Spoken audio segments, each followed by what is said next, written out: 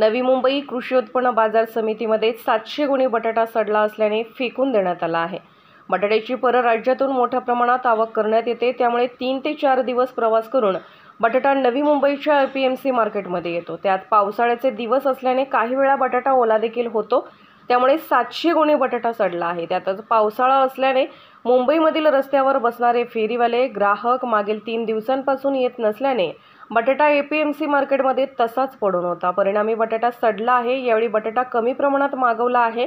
सडलेले बटाटे उचलून डंपिंग ग्राउंडवर फेकण्यात आले आहेत। कांदा बटाटा बाजार समितीचा वजन काटा 15 दिवस बंद असला तरी शेजारील 2 वजन काटे असल्याने त्यांचा बटाटा सडण्याशी काहीही संबंध नसल्याचे बाजार समितीकडून सांगण्यात आले आहे। त्याचं मूळ कारण असं आहे की आता पावसाळा असल्यामुळे जो माल एमपी आणि यूपी मधून इथे येतो मुंबईला, तर येत असताना रस्त्यामध्ये काही वेळेला ती ताडपत्री फाटलेल्या वगैरे असतात, त्याच्यामुळे काही माल भिजतो। परंतु इथं आल्यानंतर जी बातमी काल आणि आज प्रसिद्ध झाली का वजन काट्यामुळं माल खराब झाले, तर तसं काही प्रकार नाही आहे। जरी एपीएमचा वजन काटा तो तुटला, 15 दिवसापूर्वी तुटलेला आहे। आता तो वजन काटा जरी बाजार समितीचा बंद असला तरी बाजूला ट्रक टर्मिनल तर वजन काटा आहे, तिथे पण वजन होत आहे।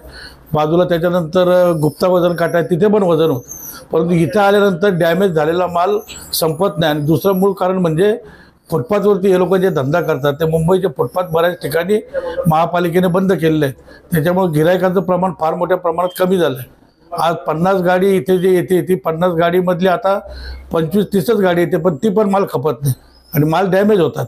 2 दिवसापासून जवळजवळ 500-700 पिशवी खराब झाली, परंतु ती तात्काळ आम्ही डंपिंग ग्राउंडला तिकडे शिफ्ट करून साफसफाई केलेली आहे। आणि आता याच्यानंतर पुढं गिराईक कमी असेल तर आम्ही माल पण कमी मागवणार आहोत आणि अशा प्रकारचं नुकसान होणार नाही त्याची काळजी घेऊ। लोकनायक न्यूज।